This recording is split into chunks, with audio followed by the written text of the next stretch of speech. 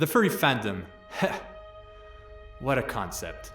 The furry fandom is a bit like the human hand. For example, you have furry Twitter, and you have fur affinity and E621, and up here you have furry YouTube. So you can kind of picture it. It's a bit like a banana, or it's not a coconut. The furry fandom is beautiful. It's something like a new secret suit that I want to snug. You're dark and you're mysterious, and you have an SPH. And all those elements I want to explore, just like you would explore when doing snugs.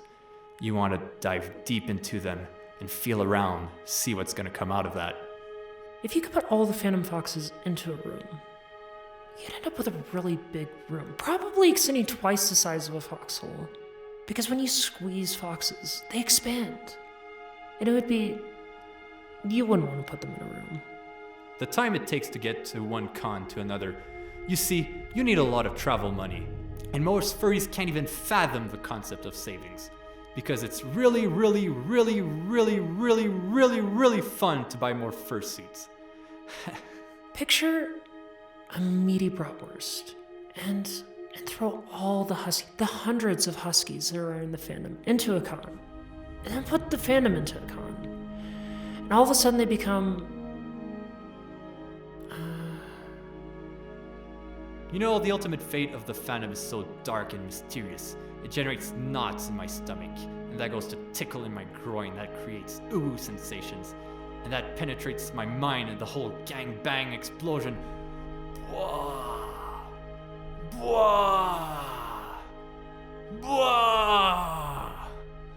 Bwah! Bwah! Lots of people say, Ash, you get so wrapped up in the cloud of it. You don't have any fun. Then I go look at the fursuits through my monitor and I see followers and subscribers. Every poppy fur has their place, a little bit like a game of chess. Imagine if you could time everything just right. You could get noticed.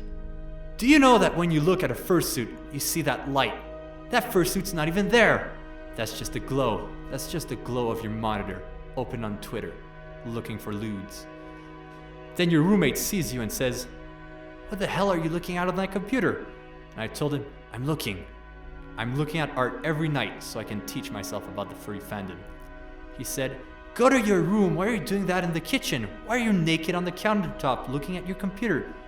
And I said, "I'm teaching myself art. I'm looking at art.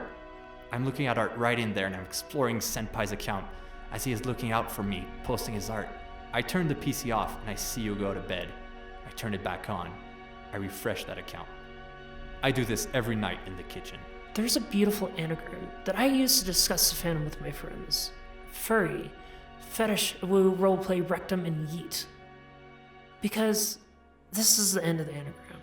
So furry, it spells it out. To remember the word furry, you need to remember these 5 words. What is that thing out there? Is it a furry? Is it YouTube?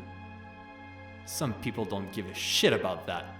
I really take pride in teaching youngsters about the furry fandom. You are gonna get unnoticed. You are just a tiny little dot for Senpai. And we're both gonna go unnoticed together. I'm gonna do that holding you. Can I go slide in those DMs? No, son. No! What are you compared to a fursuit?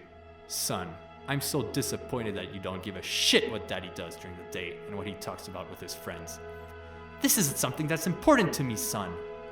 I'm trying to teach you, and you want to go out and play with your other normie friends. Can we be normal? No!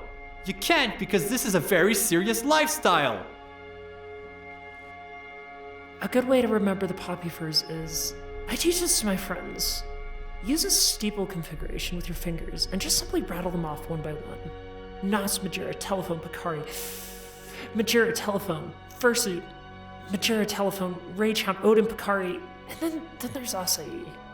And Trashman. Trashman's a good fursuit.